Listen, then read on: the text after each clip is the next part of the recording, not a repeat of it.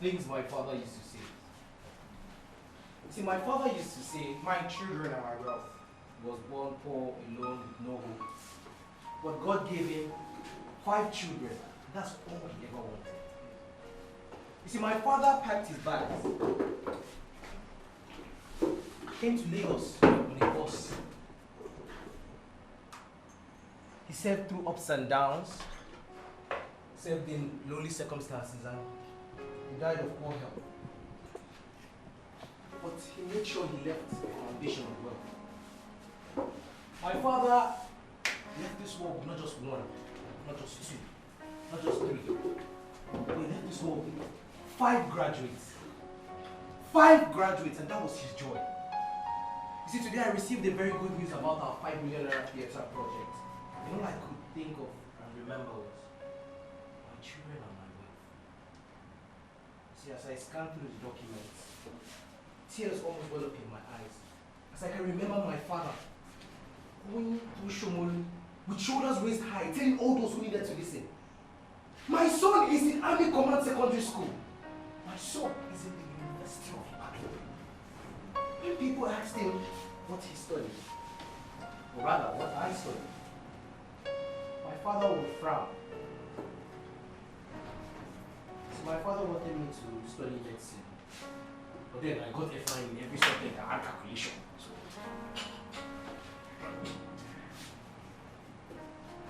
imagine what my father would have done.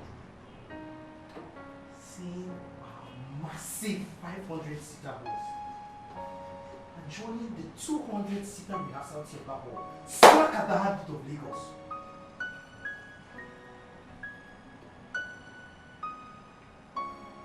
Not to worry. You'll be there at the opening ceremony, singing in his famous baritone voice, his favorite hymn.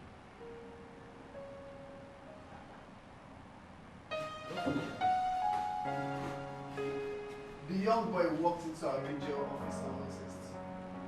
He looked unassuming and very simple, but he had armed guards with him. Now BJ was hot then. Our transactions were high-flying, and we were used to working with business moguls.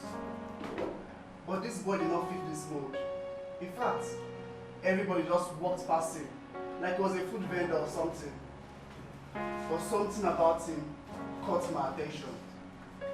He was arrogant, positively so. The way he stood, you could notice that he was used to being obeyed. And I knew that this was my next big client. I had profiled him just by his standing. So I woke up to him and I greeted him. He said, "Is this BJL? I went to your website." I said, "Yes, sir." Now his shoes were of top quality and his pants reeked of urban style.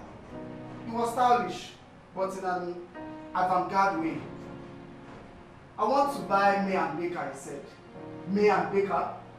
That is a 6 billion naira transaction. By now I thought I was talking to a time waster and may have profiled wrongly.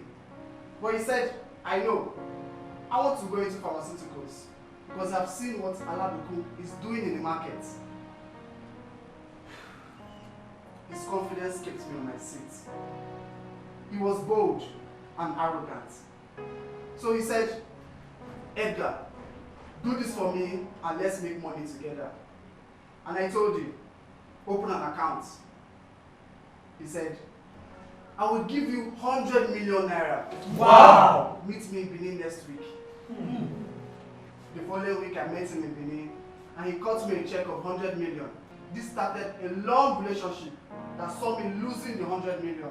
Yeah? Due to market situations. I did not repair the relationship.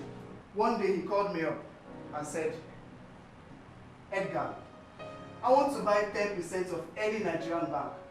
Take this 700 million and deposit in the bank so they know we mean business." This was 5 years after I had lost his 100 million. So I gave him my price and started negotiating. Then he said, Edgar, remember say you lose my 100 million. and I no fight you. Now I'm giving you 700 million. You must think I'm mad. But it's because you are my brother. And I believe, say, you get my back. I bowed my head and I said, bro, give me anything you like.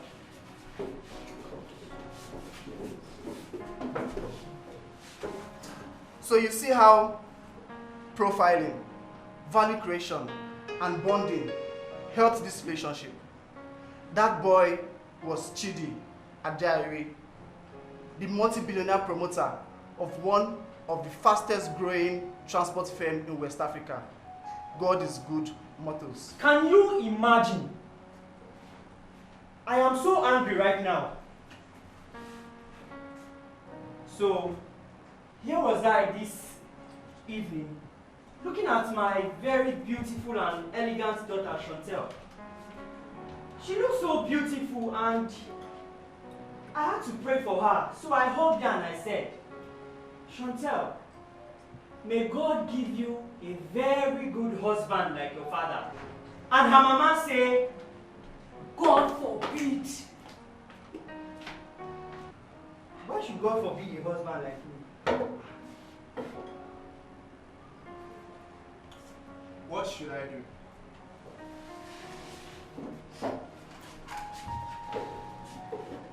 Please, following my anger this evening, I packed out of the house to go and sleep inside my BMW as protest. 30 minutes later, the fuel finished, and as heat went to kill me, I decided to wind down. And now, all the mosquitoes have found their way into my car. This time of COVID, one must not have malaria. So I ask all of you that are watching and listening, advise me, since no one has come to beg me. Should I humble myself and go and knock at the door? Or should spend the rest of the night here as a man? Please, remember as you advise me, I am a titled man and I have dignity. How many of us as young boys heard the lines? Don't cry, be a man. I heard it more than ever. Joe, My mother would call. don't cry. Be a man. I wanted to cry. I needed to cry. So you know what? I quickly went to the toilet, locked myself up, and had a beautiful cry. That saved my life. You see, most men have lost emotional intelligence that they need now to Put up a family, do businesses, and most importantly, be positive in the society. But they've been taught to be men. Men don't cry, men don't show emotions, men don't show fear. And that is how they go around hurting, burdening, and killing themselves instead of building. And at worst, most of them cannot now atone for their emotions, especially now that you need to be in tune with your emotions to run a business. see, show empathy. You need humility. And these things you cannot learn in a business school. Once in a while, put up your femininity. Show weakness. Show fear. Ask for help. And most importantly, be gracious in victory. You cannot be a man to run a relationship. Else, you will self-destruct. You know why? You must understand that your partner is emotionally driven. And so, logic cannot buy her over. Bros, play with her. Romance her. Caress her. Kiss her. And you will be surprised at what huge problem a simple hug would have solved.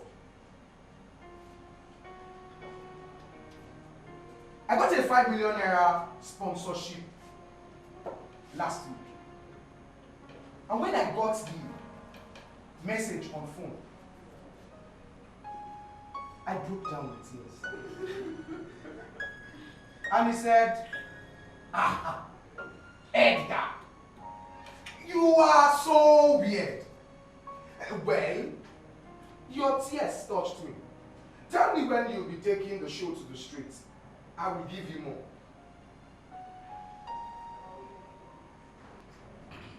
You see? So you see, sometimes you need to cry. It can save your life. I have just been rejected. Made a sales pitch now to a target and got the door slammed on my face in an abrupt and conclusive manner. I am not taking this way. I am rolling on the floor with a deflated ego, close to tears. Oh well. I know I'll bounce back. I know I'll bounce back to composure. But for now, let me cry. Yes, let me cry. Ah! My chest is tight. Ah! I feel so much pain and humiliation. A loss of sense and space. This is what rejection. You never get used to. Ha! Last night, I slept in pain. I had gone to stare the hornet's nest, and I got stung in 1,000 ways. So I wanted to discuss with my daughter her coming journey to Europe for school. I wanted to know if she was ready for this trip. Well, this was at the back of the aborted Canadian trip. We didn't get what we wanted, so Europe seemed to be a better, cheaper, and nearer destination. So I went to my baby and I said, "Shanti baby, what is life?" And she said, I don't know. "You don't know? Well, if you don't know, then you are not ready to travel." Now, a girl blessed with the highest IQ in her school, with all the academic laurels she had in her bag, she goes about life with so much confidence and arrogance that she knew all and now could take care of herself. I had to bring her down. So I said to her, "You are not traveling to Europe for the next 1 year until you know what life is." She was so confused because this was not in her IGCS or YX syllabus. This confusion broke down into tears, real tears. I wanted to make things easier for my baby, and I said to her, "Are you street smart?" My baby said, "Yeah, she's street smart." So I said, "What does it mean to be street smart?" And then she said, "When I go out and lost my way, and I try to find my way back home, that is being street smart." I almost died. Moving on, I said to her, "What are the issues of life?" And she said, Marriage, sex, Pregnancy, Rape. finance. etc. At this point, my hope was rising. So I said, "Okay, are you prepared for these challenges of life?" And she said, "Yeah, she's very prepared." And I said, "Okay, how are you prepared for it?" My little girl said, "Daddy, during December, the last rehearsal, the Emotown rehearsal, a dancer walked up to me and toasted me. And I told him that he must be very, very sick for toasting me, and I blocked him. A dancer that I was paying had the effrontery to toast my daughter. That idiot! Ah! Get to that infidel. A boy from the worst, Bariga, the son of a whore. Ah, I was in so much pain. I didn't want my daughter to see this pain all over me. So I walked to my couch. For the last 5 minutes that I slept on that couch, I saw this boy in my dream. This guy had sores all over his face. I grabbed this boy by the neck and I asked him, "What is it you want from my daughter?" This guy pleaded for his life. But I had to cover my face with my moody mask to prevent the stench that was oozing from his mouth. This guy looked dirty. I grabbed his neck, I grabbed his testicles, and I smashed it with my Gucci ankle-length boots, which I got from the Azu Phenomenon at Awolowo Road. The next morning when I woke up, my daughter's room was facing mine. I didn't want to gist because usually she comes to my room every morning for gist. So this time around, I wasn't in the mood because I had just killed her boyfriend. So I said, when she's nowhere near, I will run as far as Areko to seek restitution. My beautiful and elegant daughter, Chantel, has now become an object for someone or maybe people's sexual desire. Ah!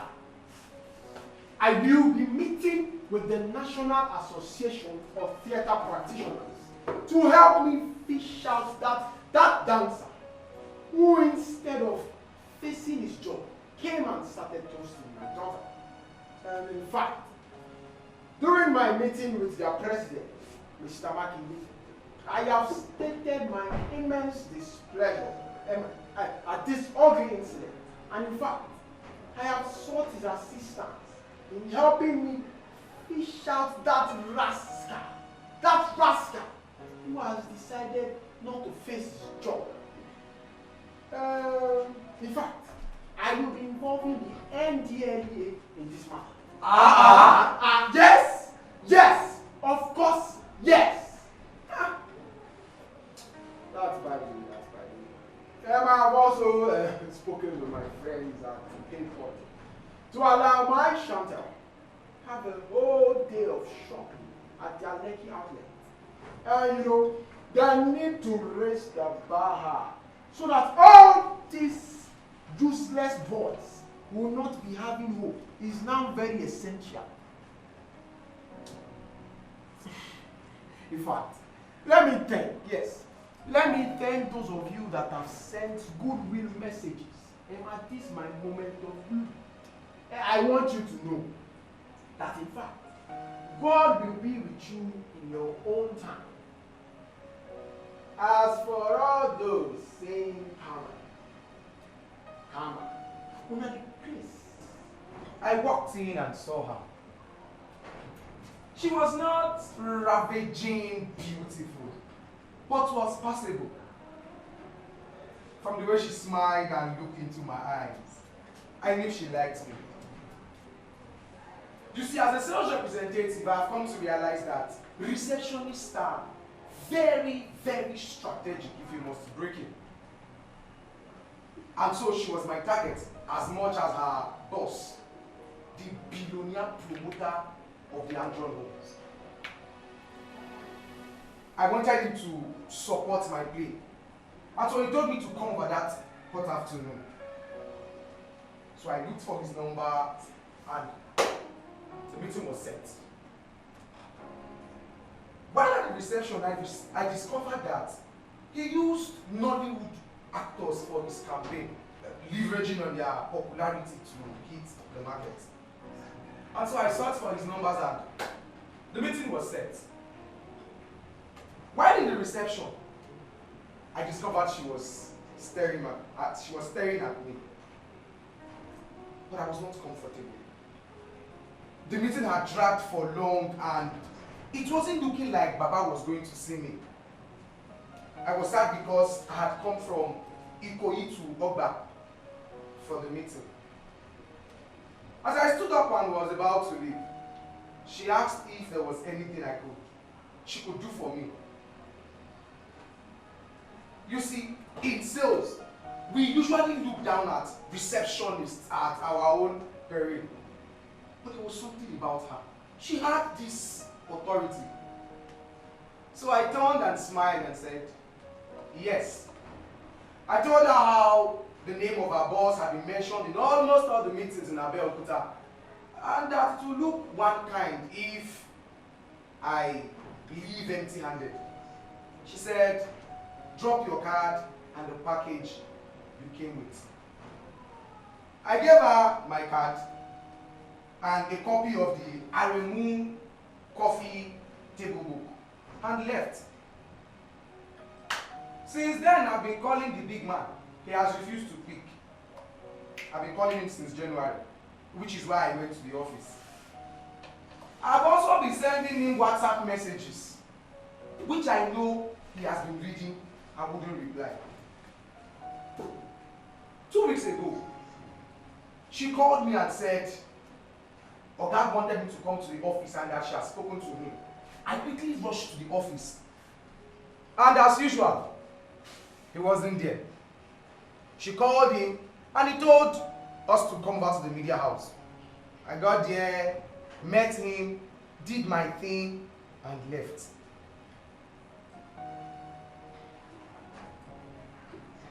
This morning, they called me back and said, I have been given 1 million naira as advert in our Aremu table cover book. I called her and thanked her profusely because at this point, I knew I was dealing with a power block and so she must be treated as one. I thanked her and she said, no, don't thank me.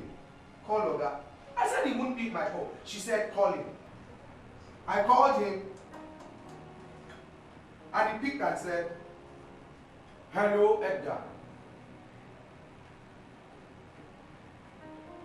You see, the lesson here is never look down on anybody, regardless of their class, age, or whatsoever.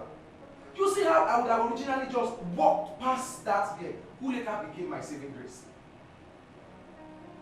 Oh, I am sure you had listened carefully to hear where I said I slept with her. Ashawo! The call came early this morning. Hi, Pops. Me. I looked at the phone. It was an international number and I did not recognize it. So I said, wrong number. And she said, no. Well, you know the Duke of Sean, my boyfriend's dad. Sleep come from my eye. I jumped up from my bed and I went to go away something. You know, I always try to see me again. So I opened and said, boyfriend? Please. But who is your boyfriend? She said, Joseph. Joseph is my son. So I said, okay, please, is there any policeman's knee on his neck? She laughed. She said, Pops, you're very funny. Why does she insist on calling me that? So I said, okay. And she told me, can we do a video call? I said, wait. I rushed in. Went into my wardrobe, tried to get something like a suit or something. This was no time to grunge. I had to represent. So I dressed up looking like a diplomat and then I called her. Kai! Kai, this girl is fine. Where did this boy get this kind of girl from? Eh? She looked like a cross between J-Lo and Rihanna with long hair and hips. I don't lie. This boy is not a bastard. She's coffee and full. So I smiled. I looked at her and she said, hi, Pops. I said, no, my darling, don't call me Pops. Call me Joe. So she laughed. She looked over her shoulder, said, Jay, your father is really cute. I smiled. You know, I wanted to ask her if our mother was divorced, but then I had to hold my peace. So she now said, so Joe, I would like to come to Nigeria so I could know Jay's route better. I froze. You want to come where? I mean, this girl is from Colombia. Eh? Her mother is from Pakistan. Yeah. All of us, they line up for queue together for visa. Even Americans even prefer us to her. And then, so this Peking did not see any other pure white Oyibo. He wants to carry his fellow third world citizen. And now she says she wants to come here to Shomolu. To come and do what? To eat her fan. So I looked at her. Okay, please, can you give your boyfriend the phone? The girl gave him. The boy came into view on Conte looking like a Giselba. So I looked at him. And then it dawned on me. I didn't teach this boy Ibibio. That's also English we just they talk since. How was I going to talk to this boy to jump up and leave this El Chapo's daughter see failure. So I asked him, do you speak Yoruba? Hoping against my hope that his mother had done her duty. The boy now said, no, Kai. That one was busy looking for me in different holes in Shomolu. It's not how to teach her son the language. How are we now going to tell this boy or speak to him in a language that will help him when we need to save his life? Okay, so out of desperation now, I asked him, do you speak Pidgin? The Mumu boy said no. Our mate guys. Our own Pidgin. And by this time, the girl had come back to sit on his lap. So I knew he was no more Mr. Nice Guy. I removed my bow tie and I said, Tekamba, tell that girl to stand up from your lap so I can talk to you seriously. He said, yes, sir. He now told the girl to stand up. The girl stood up. But the girl gave him a very sloppy kiss and said, Jay, your father is really cute. Yeah, I smiled again. Oh, the Colombian witch want to weaken me. But then, I now said, Tekamba, I beg you, when she has gone for a lesbian rally, call me, let us talk like father and son. There are some things I need to tell you that you need to know before you go far with this thing. The Mumu said, talk it now. We don't hide anything from each other. I said, okay, there's no problem. See, Tekamba, Abi, this girl don't give her national beverage to drink. Okay. See, I've heard you. When it's time to pay school fees, call me. We'll talk like father and son. You hear? Yeah, yes. And please, make sure you do well in school. Because from the way me and I see this thing, it'd be like, say, your own school na part-time. He said, okay, sir. The Colombian princess now came back on the phone and said, John, I can't wait to come and spend some time with you in Lagos so we could have a very fun time. I said, okay. And she said, bye, Pops. The girl stood up and left. The boy, my son, came. He dropped the phone and said, bye, Pops. He left. See me see Wahala. See me calling Pops. She was beautiful. I mean, I always stare at her pictures. She was extremely beautiful and looked kind. The kind of little girl I just want to hug and say, don't worry, everything will be okay. All she wanted was a future. A future that could take her away from the misery that surrounded her. That mindless poverty that limited a dreary existence for her kith and kin. Well, education was her only way out. So she decided to seek a sanctuary where she could quietly commune with her books as a bid to run away from this squalor and this called life in Nigeria. And then the devil walked in with an erection. A depravity he did not care that this is only God's child, but in God's house, and committed a perfect rape. Trust me, there are no need for negatives to this story. Because we can't query God. Even me myself, I will not try it. He knows better, and he knows why. She had to go home taking hand of he who was emblazoned with the mark of the beast from birth.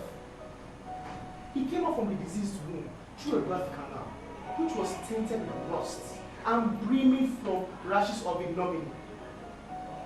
Well, he was born to do it, and he had done it, returning to the decrepit canal, where he would lay quietly and waiting for his morbid death. That is his destiny. Waila, on the other hand, is on a sprightly journey towards God's right-hand side.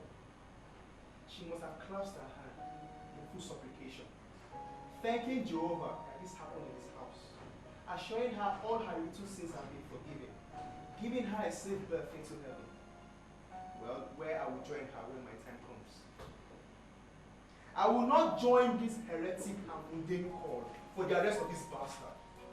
It is a meaningless call because this is us and this is what we have become, a vacuous society. As for my darling, this is a perfect ring. Stay blessed.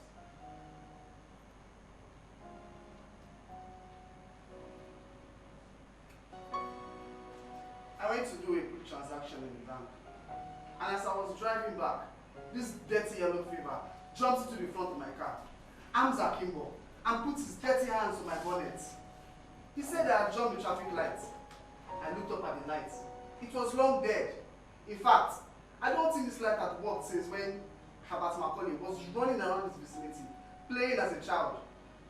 Before I knew what was happening, a combined team of police, last man, yellow fever, the neighborhood watch were even represented with their bicycles. The policeman said, Wind down! I said no. He said, Open the door! I said over my dead body. He was shouting, and I could see the spit from his mouth splatter on my glass window. It looked like bullets, and I cringed as the thought of what would happen to me if my window was wound down and the spittle hit my face. I started to imagine myself in the isolation center with a shrunken dick and a deflated ego. No, I begged for my life. I said, officer, please, leave the way. He refused. He was screaming, and by this time, my glass window was covered in brown spittle. I died. Suddenly, I heard a knock on my glass window. It was a female Lasma. She would have been beautiful if not for the harsh sun she had to stay under every day to earn a living. She pressed her big breast on my glass and told me to wind down. At this point, I was scared because her nipple could cause a crack on my window and I would become an NCDC statistics. So I begged her to please move back. She refused. She had captured a fearsome terrorist and all hands must be on deck to bring him in. So they resorted to the manual. How to dislodge an unwilling terrorist. It was a manual used by all forces because they all seemed to understand his teachings. So after consulting with themselves, they decided to deflate my tire. I knew I was toast because my car did not come with a spare tire, the confidence of German wizardry. And if they could deflate one tire, I would have to impregnate the female asthma before I can regain my freedom. So I decided to wound down and plead with the humanity of the policeman. I could have been talking to Lucifer because all he could say was, Open the door. so I opened the door and this corpse in yellow uniform jumped in the car, put on his seatbelt and told me to move. I pleaded with him, please put on your face mask. He refused.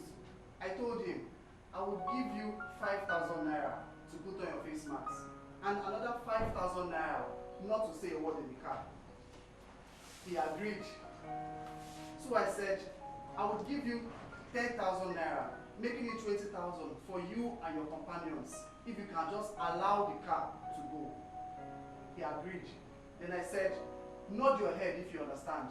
He nodded his head vigorously and waved his companions to lead the way. So we drove off, and on getting to the ATM, I said, please come down so we could use the ATM together. The fool jumped out of the car. I fired the German monster in a way it has never been fired before.